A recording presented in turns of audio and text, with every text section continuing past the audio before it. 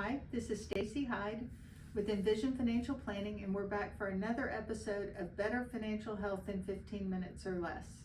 And as we enter into, and we're kind of halfway through the first month of the fourth quarter, it's hard to believe, but we do need to start looking towards our year-end planning. And what do I mean by that? Well, we have Christmas coming up, we have Thanksgiving coming up, there may be travel involved in that. So we need to sit down and look at where we are, how much we have in savings or checking accounts to help pay for those sorts of things. Go ahead and do a budget for gifting so that you're not caught off guard and then doing kind of panic purchases at the last minute that almost always wind up costing too much and are not really probably what we wanted to get anyway. So really kind of sit down now and be deliberate about who you want to change gifts with. And if you've got a group that, we did this years ago with our extended family, and we said, nobody needs anything. Why don't we just maybe draw names, because that'll be fun to open a gift. But then we only had to buy one gift for one person, and that was a lot more fun and I think a lot more meaningful to everyone. So do some stuff like that ahead of time. If you've got young kids, kind of figure out, maybe talk to the grandparents about who's going to get what and spread out that cost. The other thing that you should be doing is take a look at what you're doing with your savings. Did you get a pay increase this year? Did you increase how much you're putting in your 401k plan? Did you intend to start a Roth IRA and you haven't done that yet?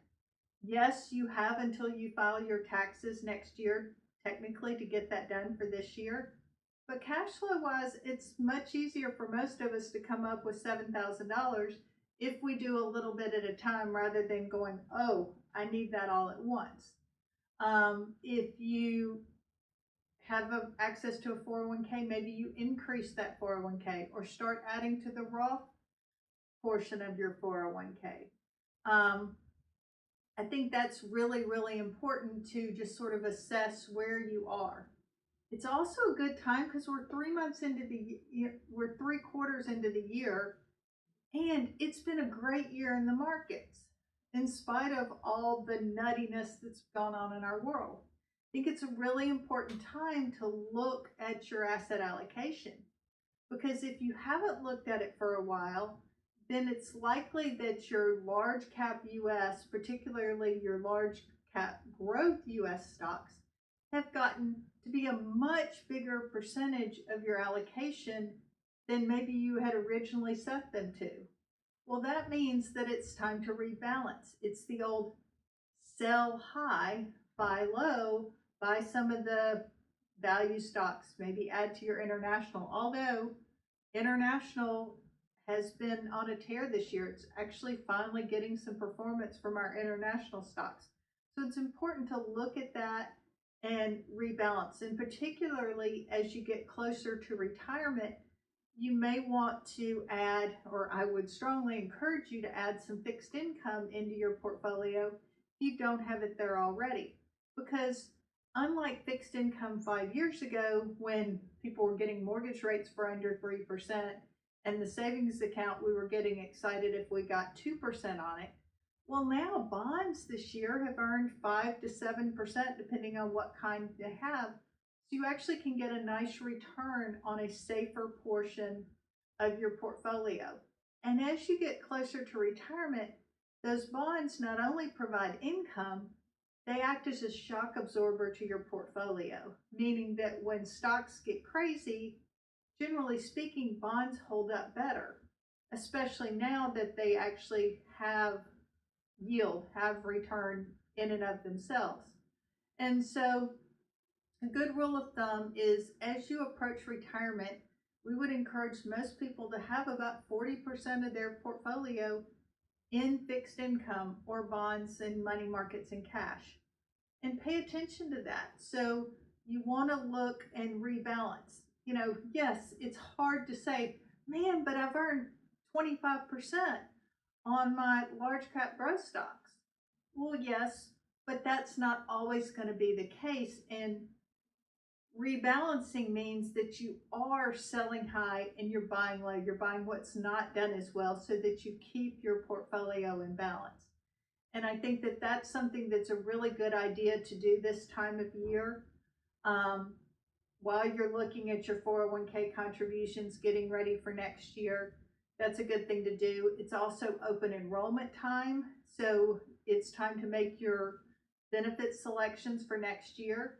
If you have an opportunity for a health plan that has a health savings account attached to it, really encourage you to look at that. The nice thing about a health savings account, as opposed to a flexible spending account or FSA, is you can put all the money in the HSA that'll save you federal taxes, FICA taxes, state taxes if you're in a state that charges them.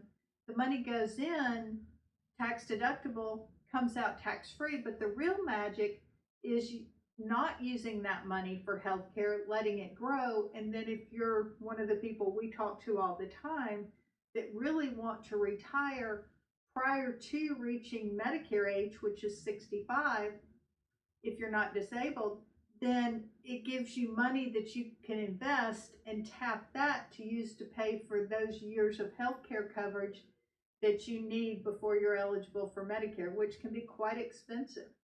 So it's a great way to get some extra savings going because those dollars do roll over year to year.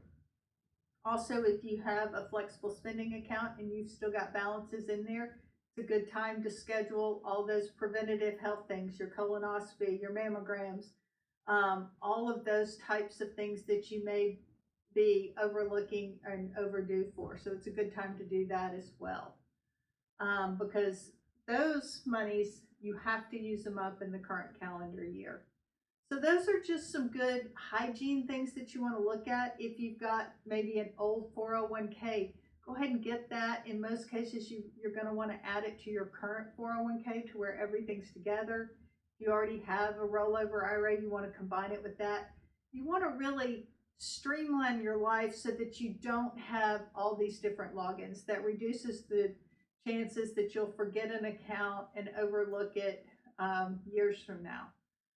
And you do want to make sure that what the investments that you have in one spot make sense with investments you have in another spot, because you are, even though you have separate accounts, you really should have an overarching investment policy that says this is what we want our allocation to be.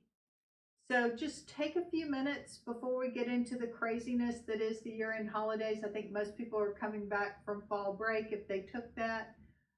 It's a good time before life gets too crazy and before you get too caught up in what you're going to be for Halloween, or you're already there and you're starting to have those parties and you're in a candy coma. But it's a good time to start looking at it and preparing for the end of the year so you're not caught off guard. Thanks for tuning in. This has been another episode of Better Financial Health in 15 Minutes or Less.